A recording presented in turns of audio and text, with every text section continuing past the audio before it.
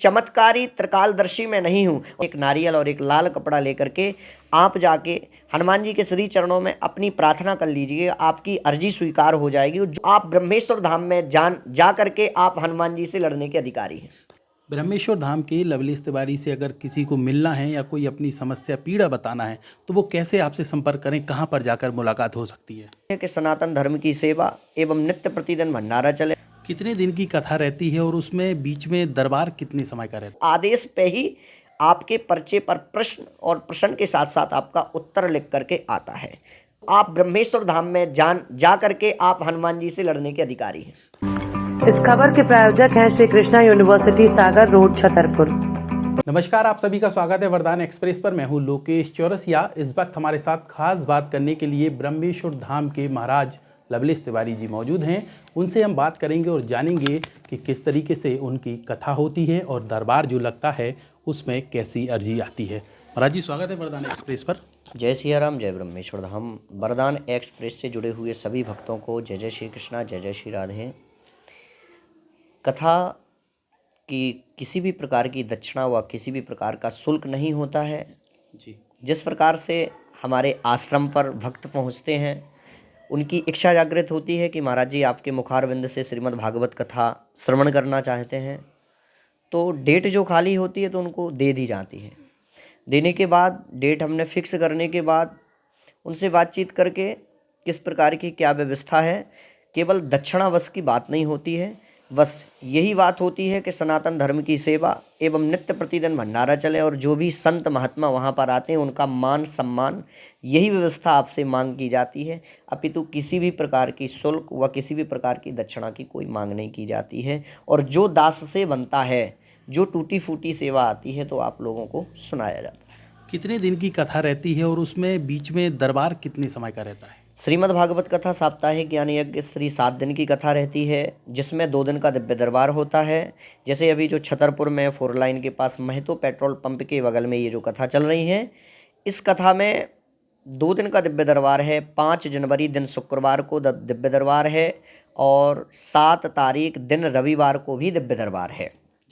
ये जो अभी जनवरी में आपकी कथा चल रही है, इसी में दिव्य दरबार 2 दिन का दिव्य दरबार लगाया जाता है। यदि कहीं पर राम कथा है, 9 दिन की राम कथा है, तो उसमें 3 दिन का दिव्य दरबार लगाया जाता है। इस प्रकार से दिव्य दरबार का समय रहता है। ब्रह्मेश्वर धाम के लवलेश तिवारी से अगर किसी को मिलना है या कोई अपनी समस्या पीड़ा बताना है तो वो कैसे आपसे संपर्क करें, कहाँ पर जाकर मुलाकात हो सकती है? मैं वैसे अभी लवकुश नगर बैठता हूँ, लवकुश नगर में, और आश्रम का निर्माण मढ़ा ग्राम में चल रहा है, जो चंदला रोड पर मढ़ा ग्राम पड़ता है। मढ़ा ग्राम में दरबार के लिए मंदिर निर्माण व आश्रम का निर्माण किया जा रहा है। मिलने के लिए दास से वैसे ना मिलो तो ज़्यादा अच्छा है। लवलेश तिवारी से मिलने की ज़रूरत नहीं है, ज़रूरत तो हनुमान जी से मिलने की है।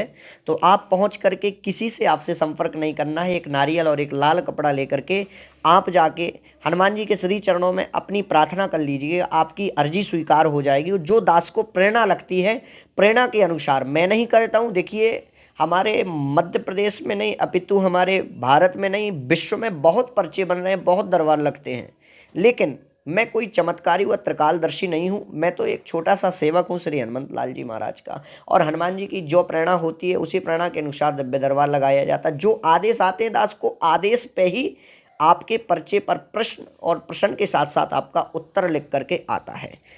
अच्छा, आपके दरबार में या आपके आश्रम में भी अलग अलग कपड़ों का महत्व है क्या? जैसे कोई पीड़ा अलग है तो अलग कलर का कपड़ा होगा, क्योंकि हम देखते हैं कई जगह पर 3 कलर के कपड़े चलते हैं। आपके यहाँ एक ही रहता है कि और भी कलर होता है? ना, कई, जैसे किसी को प्रेत बाधा है तो काले कलर का कपड़ा और नारियल बांधा जाता है। किसी को विवाह से लेकर के कोई परेशानी होती है तो पीले कलर के कपड़े में अर्जियां लगवाई जाती हैं। और जो किसी नॉर्मल कोई परेशानियां हैं, किसी भी व्यक्ति को सामान्य परेशानी है, तो उसमें लाल कपड़े में अर्जी लगाई जाती है। अच्छा, ब्रह्मेश्वर धाम कितनी बार जाना पड़ता है जब उनकी मनोकामना पूरी होती है, और कब कब जाने का नियम है उसमें? बिल्कुल भी नहीं, कोई पेशी का ऐसा कोई वो नहीं है। पेशी हनुमान जी की करना है, अपितु लवलेश तिवारी की नहीं। जरूरी नहीं है कि ब्रह्मेश्वर धाम में ही जब आप पेशी करने जाएंगे तभी आपकी मनोकामना पूर्ण होगी। आपके गांव में, आपके शहर में, आपके क्षेत्र में हनुमान जी का सर्वत्र सब जगह स्थान है। आप वहां जाके पेशी कर सकते हैं, आपकी मनोकामना सफल पूर्ण होगा। आशीर्वाद है। अच्छा, आश्रम में कोई ऐसा प्रावधान नहीं है कि 5 पेशी करें, 21 पेशी करें, जब ही विनती पूरी होगी?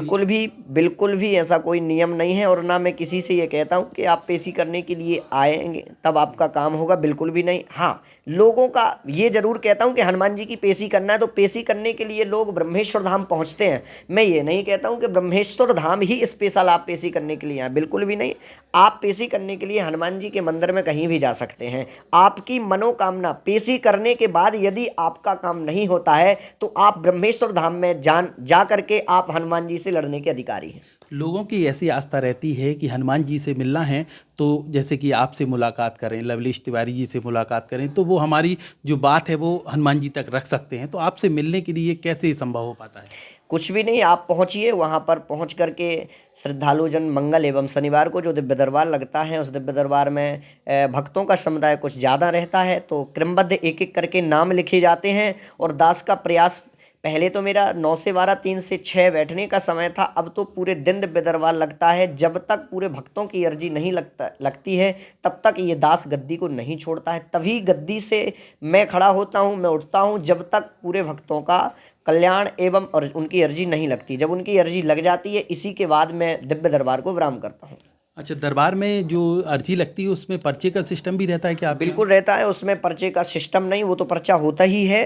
और पर्चा जो भी है तो उसमें प्रश्न और उत्तर दोनों लिख करके आते हैं। आपका क्या प्रश्न है, आप क्या कामना लेकर के, जो आदेश आएगा, आदेश के ऊपर, यदि आदेश नहीं आएगा तो जरूरी नहीं है कि आपका पर्चा बन जाएगा। और मैं आपसे पहले ही कह रहा हूं कि चमत्कारी त्रिकालदर्शी मैं नहीं हूं। और यदि चमत्कारी त्रिकालदर्शी पे हम आप बात करते हैं तो हमारे मध्य प्रदेश में नहीं, अपितु हमारे भारत में नहीं, हमारे विश्व में केवल एक ही त्रिकालदर्शी दिव्य दरबार है, श्री पंडोकर सरकार का दिव्य दरबार, जिसको हम त्रिकालदर्शी कह सकते हैं। लोग कहते हैं, और ऐसी सुनने में हमें भी मिला है कि आप जो हैं पांडुकर सरकार के जो शिष्य हैं, उसके बाद आपने दरबार लगाना शुरू किया था। इस बात में कितनी सच्चाई?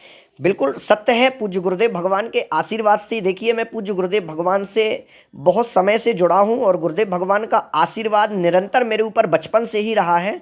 और गुरुदेव भगवान का आशीर्वाद से ही इस दिव्य दरबार को लगाया जाता। श्री हाथीवान जी महाराज का और पंडोकर सरकार का आशीर्वाद है जो ब्रह्मेश्वर धाम का दिव्य दरबार चल रहा है।